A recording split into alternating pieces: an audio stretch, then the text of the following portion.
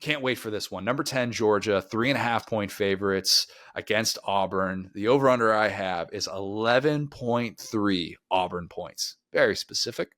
That is what Auburn has averaged during this 8-game losing streak to Georgia in the Deep South's oldest rivalry.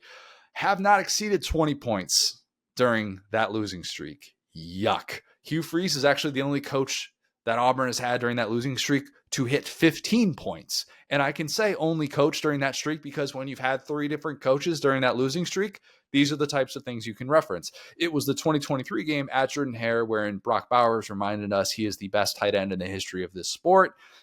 Brock Bowers ain't walking through that door, though.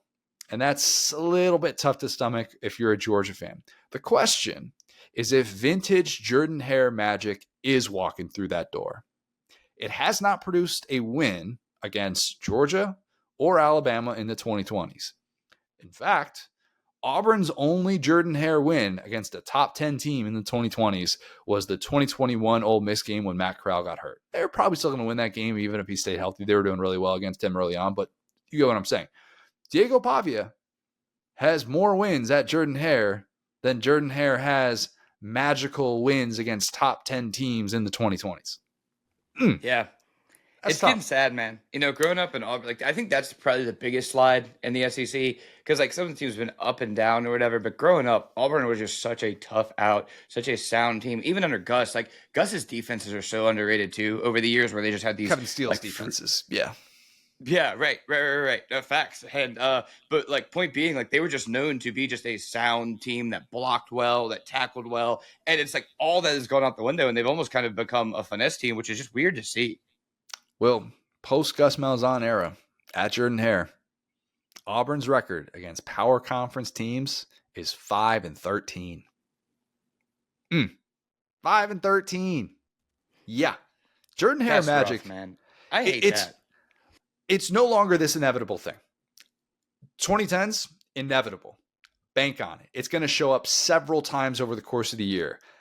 I think now we're looking at it going maybe once a year. Last year was the A&M game, but the drop pass in 4 overtimes. That was the time. And A&M even came back in that game after it looked like Auburn was just going to dominate from start to finish. But it's just no longer this thing that you can bank on. But I do think, at least for part of this game, we're going to say, buddy, Jordan-Hare magic, it is back. I think Auburn comes out firing in this game. I think Georgia falls behind by double digits in the first half for the 3rd time in 4 SEC games. Jackson Arnold looks comfortable. He's not seeing much of a pass rush. We've talked about how that's been an issue for Georgia in the first part of the season. Cam Coleman is winning battles on the outside against overmatched Georgia corners. I think Auburn is up 17-3, and we're all going, man, this is one of those nights.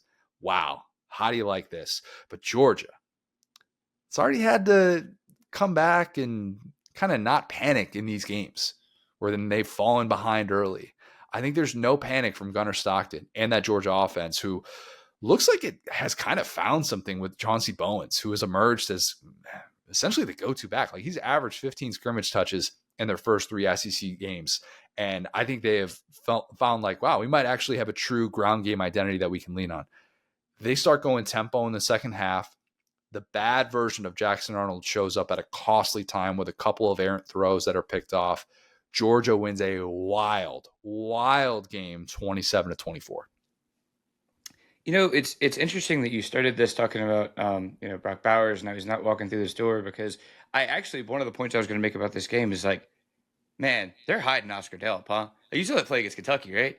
He's pretty athletic, man. He's pretty darn good. I don't like comparing anybody to Brock Bowers, but some of the things that he can do in space, you're just how are they not finding more ways to get this guy the football?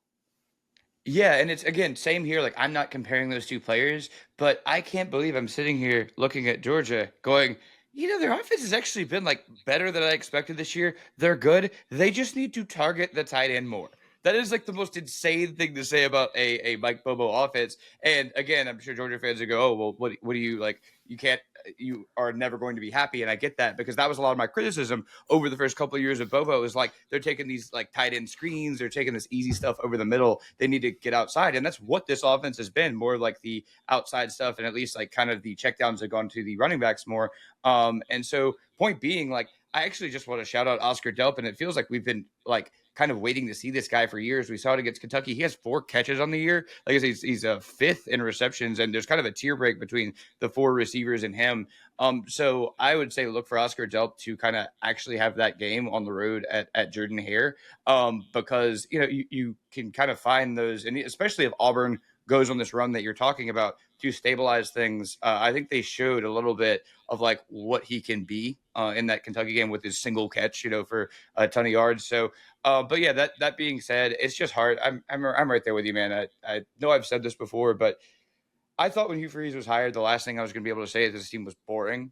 And maybe it's not. Like I was talking about off air, he had this crazy quote this week talking about like one of his offensive linemen like really can't hear snap counts. Like Auburn's still not normal. Like don't get me wrong, but they're not weird in a way that makes me want to like root for them or believe in them. They're just weird. Like it's just like, okay, that guy's at the party talking about his weird surgery or whatever again. It's like, bro, like you gotta like have, again, we talked about it, and identity. So I think that against a Georgia team that we've kind of hit on has like struggled to get after the passer.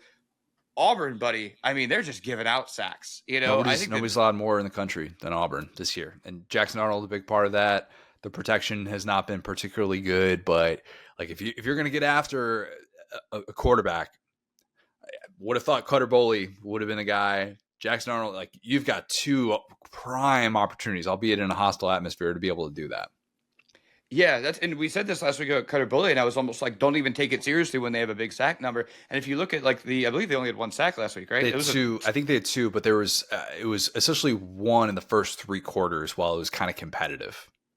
Yeah, like one, I guess, like real game, non-garbage time sack. Right. And I remember it was kind of like a coverage sack. Like it wasn't like a guy made an awesome play. It was like, I guess there's a sack. And so point being, to your point, like you have 2 guys in a row that are perfect to really like pin your ears back, get after a quarterback. Jackson Arnold will manufacture a sack here and there. So I think this is the game that we start to see a little bit of Georgia. I don't know how real it will be after that, after you see these 2 guys. But yeah, I just, again, I have zero reason to believe. I'm with you. Like I could see a good game script. I could see, this like the place is rocking, but it just feels like the story always ends the same way. And I wish I had a supercut kind of myself as I've been doing this, within the context of they haven't had that big win. Like you were just talking about, and me going, I don't know, man. Jordan Hare started to win there. Jordan Hare magic, feeling it this week. It's been wrong almost every time outside of the A&M game. So I'm not going to sit here and go, Kirby Smart, they're going to sneak up on him. I think this is going to be, I don't think Georgia really has those like kind of like when they were in the middle of the back-to-back and they were just smoking teams. Again, I attended one of these that my team played, and it was an SEC championship game where they were just running fun plays because they were just like, I don't even want to show any good plays because we're beating you guys so bad with Todd Bunkin. They don't really have that as much in their game anymore. So I think it'll still be a grindy game, especially against a ball control team like Auburn. But at the same time, like we have no faith that Auburn can even get first downs right now. So it might just be a laugher.